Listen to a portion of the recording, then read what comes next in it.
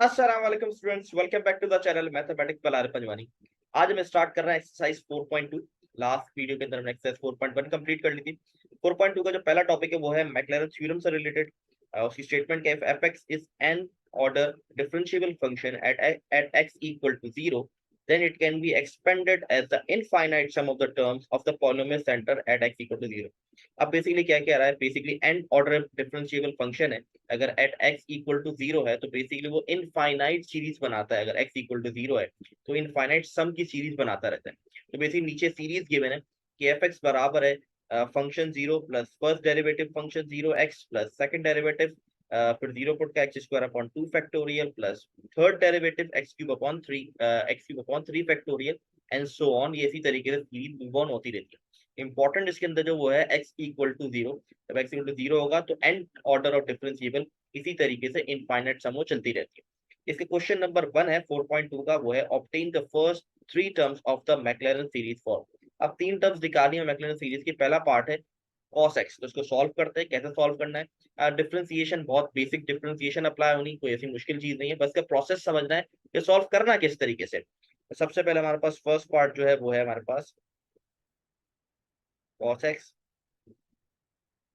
सबसे पहले आपने लेट कर लिया इसको एफ एक्स के बराबर।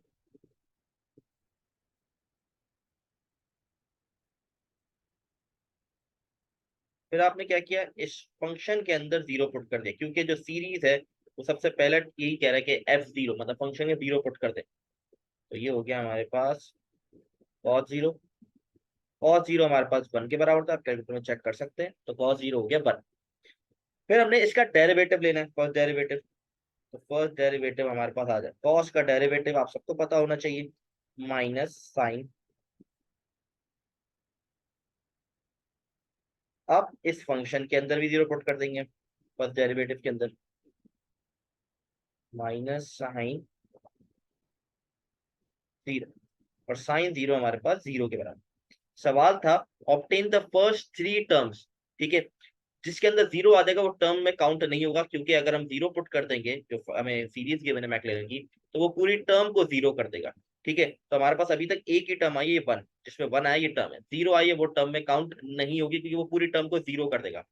फिर हम सेकंड डेरिवेटिव, जब तक तीन टर्म्स नहीं आ जाएंगे जब तक हमें डेरिवेटिव लेते रहना है और जीरो पुट करते रहना है। यही चीज है मैक्लैरन सीरीज, दैट्स इट, और कोई ऐसी चीज नहीं। Second derivative,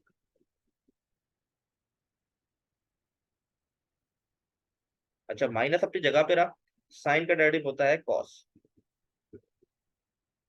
same process. Second derivative पे हम पुट कर देंगे जीरो को, तो माइनस कॉस जीरो। तो कॉस का डेरिवेटिव होता है 1 और बाहर माइनस है तो आ गया माइनस का 1। ये हमारे पास दो टर्म्स आ चुकी है। अब हम थर्ड डेरिवेटिव लेंगे,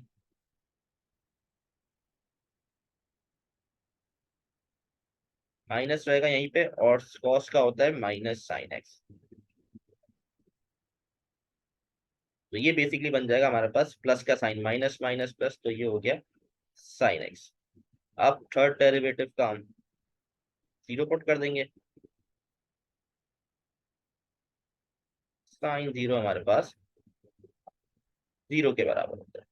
ठीक है, तो वो लिखने की हमें जरूरत नहीं है, मतलब लिखने की दिखाना है, लेकिन ऑब्वियसली बात है ये टर्म में काउंट नहीं। ये हो गया थर्ड। अभी तक हमारे पास दो टर्म आई है, अब आगे बढ़ना पड़ेगा, हमें मूव करना पड़ेगा। आगे मूव करते हैं। अब फोर्थ डेरिवेटिव लेंगे।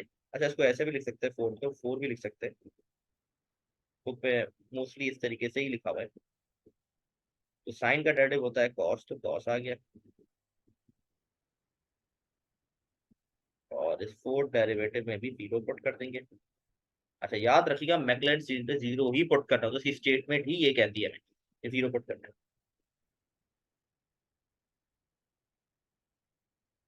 तो ये हो गया कॉस जीरो जो बराबर होता है 1 के। ये आगे हमारे पास तीन टर्म्स आ गई हैं। ठीक है, ये एक टर्म आ गई है जो है, ये हमारे पास जो टर्म आई है कब आई है, फंक्शन के अंदर आई है।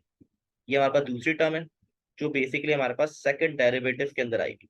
ठीक है, ये हमारे पास थर्ड टर्म आई है जो बेसिकली फोर्थ डेरिवेटिव में आई है। ठीक है, अब इसको किस तरीके से आगे बढ़ना है ये देखते हैं। अब बेसिकली हमारे पास जो क्वेश्चन है वो क्या था, हमारे पास ये हमारे पास सीरीज थी, अब सीरीज के अंदर इसको पुट कर रहे हैं। हम कहाँ तक गए, फोर्थ डेरिवेटिव तक गए। ठीक है, तो इसको फोर्थ डेरिवेटिव तक ही लिखना है। इसकी सीरीज मैंने क्या आपको बता देता हूँ। सबसे पहले तो हमारे पास है एफ एक्स फंक्शन के अंदर zero plus first derivative zero with x plus second derivative zero x square upon 2 factorial plus third derivative zero x cube plus 3 factorial plus fourth derivative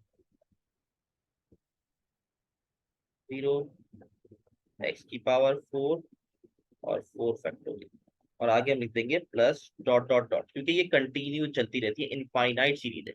अब हम फोर्थ तक गए इसलिए मैंने इसको फोर्थ तक लिखा। ठीक है, अब हमारे पास इसकी वैल्यू जो आई थी यहाँ पर हमारे पास बनाया था। ठीक है, सेकंड डेरिवेटिव जीरो, मतलब फर्स्ट डेरिवेटिव में जब जीरो पुट किया तो वो जीरो आ गया था। ठीक है, मैं दिखा भी देता हूँ एक बार वापस आप लोग को।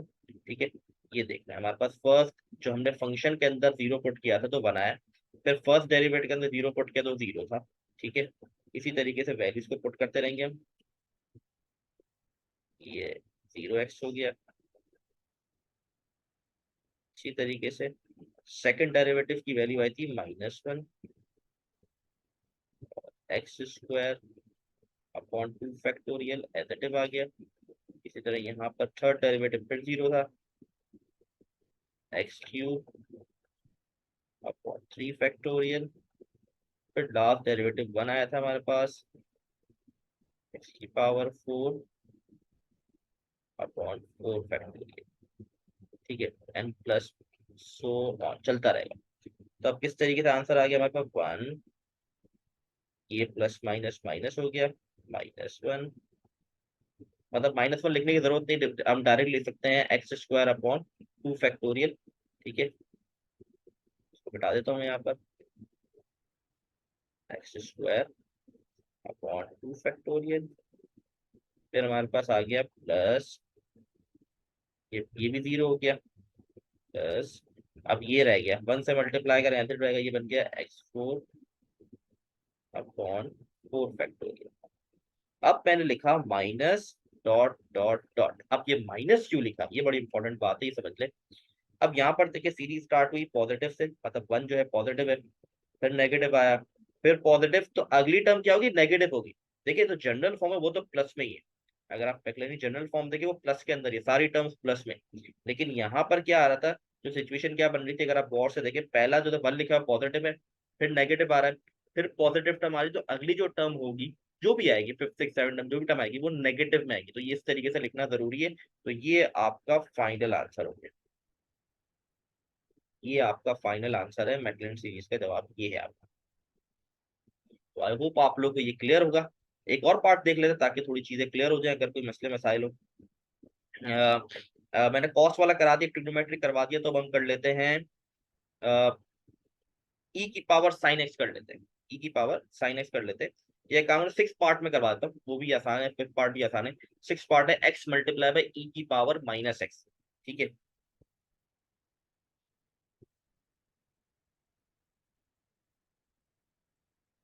एक्स मल्टीप्लाई बाई ई की पावर -x बेसिकली हमारा 6th पार्ट है। जब 6 पार्ट सॉल्व कर रहे हैं,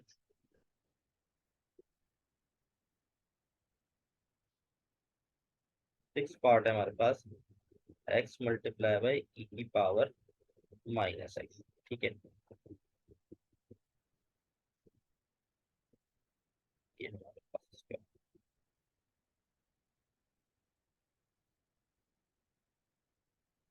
ये सवाल है। अब सबसे पहले हम फंक्शन को रख देंगे एफ एक्स के बराबर,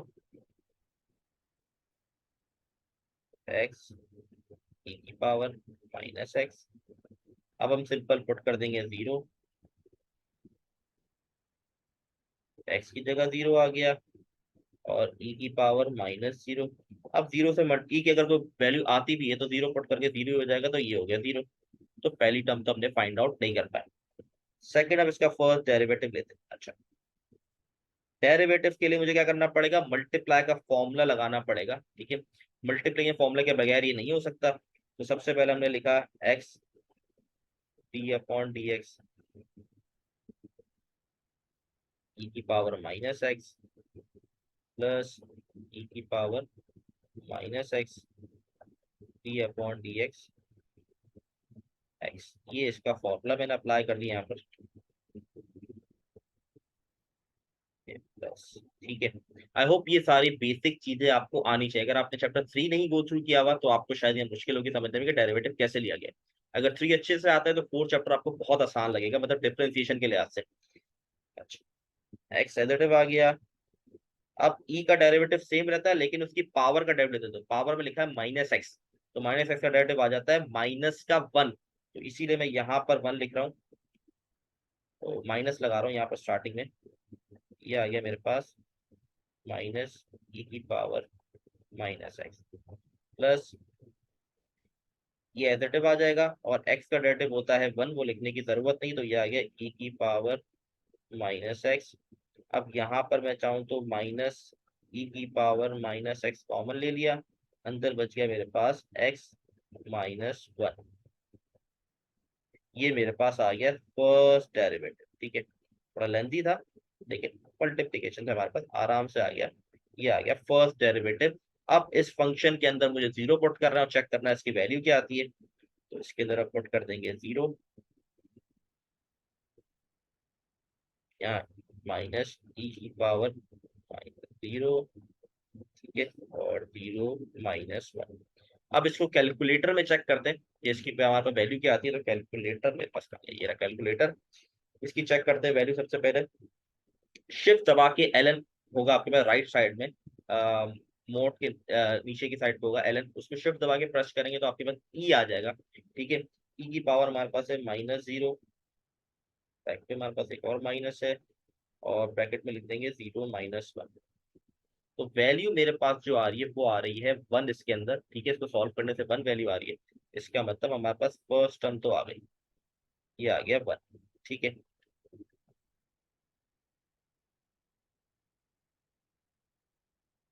ये आ गया। अब आगे बढ़ते हैं, सेकंड डेरिवेटिव लेना पड़ेगा, फिर मल्टीप्लाई का फॉर्मूला लगाना पड़ेगा, क्योंकि इक्वेशन जिस तरीके से लिखी हुई है उस हिसाब से मल्टीप्लाई का फॉर्मूला ही इंप्लीमेंट कर सकते हैं, और कोई ऑप्शन नहीं है। ठीक है, इसको मैं स्ट्रेट लाइन यहाँ ड्रॉ कर देता हूँ। ठीक है, अब मैं जा रहा हूँ। अच्छा, ठीक है, समझाने के लिए मैंने लाइन ड्रॉ की है ताकि समझ आए कि अलग अलग हुआ भाई, ये हमारे पास लगाया था। ठीक है, ये हमने पहले फंक्शन को बराबर रखा एफ के, फिर जीरो पुट किया। सेकंड हमने फर्स्ट डेरिवेटिव लिया, अब हम सेकंड डेरिवेटिव ले रहे हैं। ठीक है, सेकंड डेरिवेटिव फिर हमें डिवाइड और मल्टीप्लाई का फॉर्मूला लगाना पड़ेगा।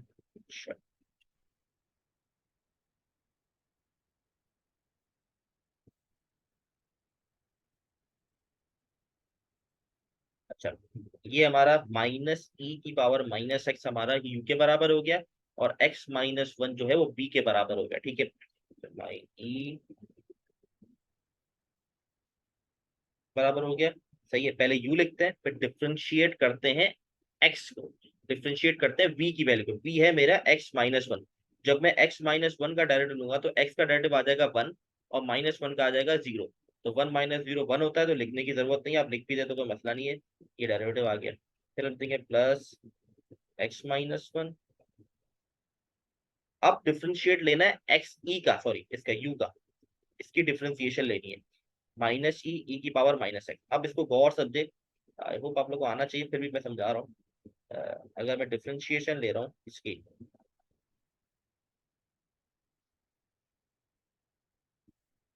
सही है, तो क्या होगा, ई का डेरिवेटिव ऐसे माइनस को अगर बाहर ले लिया, फॉर एग्जाम्पल बाहर माइनस में बाहर ले लेता हूँ, इसकी जरूरत नहीं डिफ्रेंशिएशन के अंदर।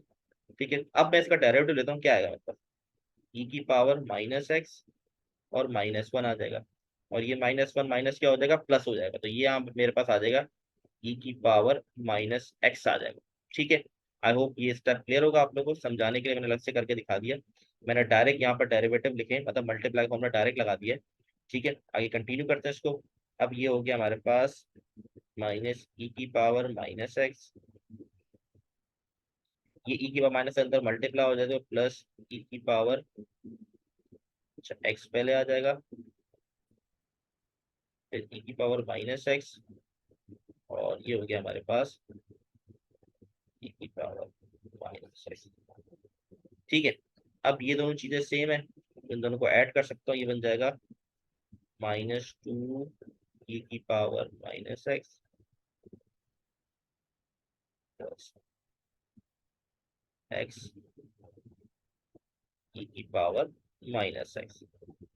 आगे अब मैं क्या कर सकता हूँ, ई की पावर कॉमन ले सकता हूँ, ई की पावर माइनस एक्स कॉमन आ गया, मेरे पास क्या बच गया अंदर, -2 और प्लस एक्स बच गया। कॉमन क्यों लिया, ताकि मेरे लिए अगला डेरिवेटिव लेना आसान हो, इसीलिए कॉमन ले रहा हूँ मैं, ताकि आगे के डेरिवेटिव जो है वो मेरे लिए आसान हो जाए। तो ई की पावर माइनस एक्स कॉमन ले लिया, तो ये हमारे पास आ गया। ठीक है, अब इसको फिर कैलकुलेटर में हम जीरो पुट करेंगे, मैं इसको यहाँ साइड पे कर लेता हूँ। तो हम पुट कर रहे हैं सेकंड डेरिवेटिव के अंदर जीरो।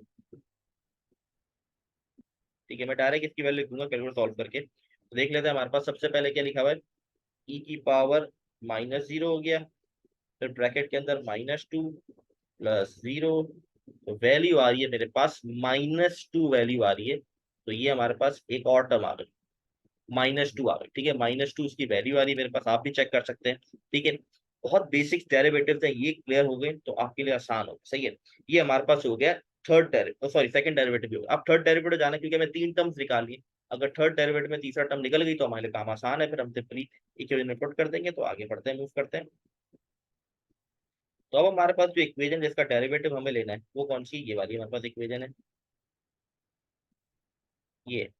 फिर मल्टीप्लाई का फॉर्मूला, क्योंकि ये चीज और ये ब्रैकेट मल्टीप्लाई हो रहे हैं, तो थर्ड डेरिवेटिव ले लेते हैं, डायरेक्टली मल्टीप्लाई का फॉर्मूला लगा देते हैं इसके अंदर। सही है, पहले आ गया ई की पावर माइनस एक्स, और ये जो बी है -2 प्लस 1, -2 का डेरिवेटिव 0 होता है और एक्स का 1, तो वो लिख भी दे 1, तो कोई मसला नहीं है। फिर प्लस, फिर आप लिखेंगे -2 प्लस एक्स। अब ई की पावर माइनस एक्स का डेरिवेटिव क्या आ जाएगा, माइनस का ई की पावर माइनस एक्स, सिंपल सा। ठीक है, तो ये हमारे पास बन गया ई की पावर माइनस एक्स, और ये वाला माइनस और ये माइनस को अगर मैं सॉल्व कर दूं, तो ये हमारे पास क्या बन जाएगा, माइनस। ठीक है, इसको मैं आंसर, तो ये इसको कर देगा माइनस ई की पावर माइनस एक्स और -2 प्लस एक्स। अब इसको अंदर मल्टीप्लाई करा देंगे,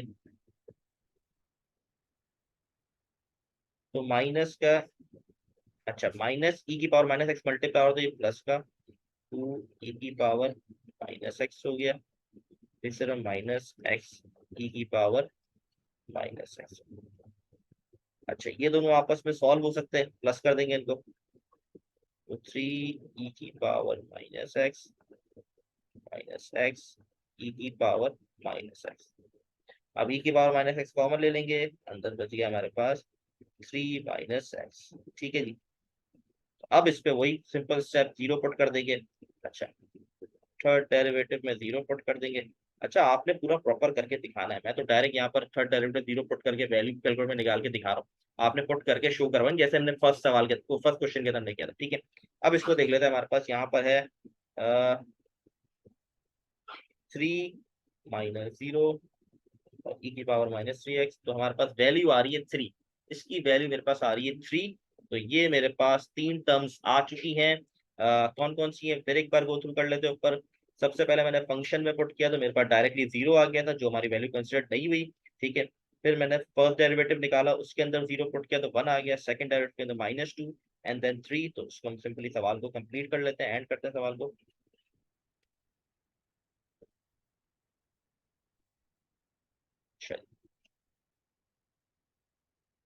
एफ एक्स,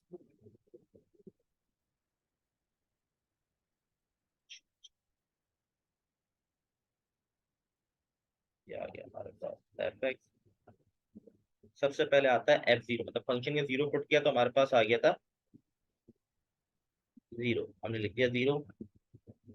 फिर जब फर्स्ट डेरिवेटिव लिया तो वैल्यू आ गई थी मेरे पास 1x आ गया। सेकंड डेरिवेटिव की वैल्यू थी -2 x² अपॉन 2 फैक्टोरियल। फिर हमारे पास आ गई 3x³ अपॉन 3 फैक्टोरियल। फिर माइनस लगाऊंगा डॉट डॉट डॉट, क्योंकि अगर मैं अच्छा तो पूरा कंप्लीट कर लेते हैं, पहले एक बार लिख के दिखा देता हूँ, क्लियर हो जाएगा।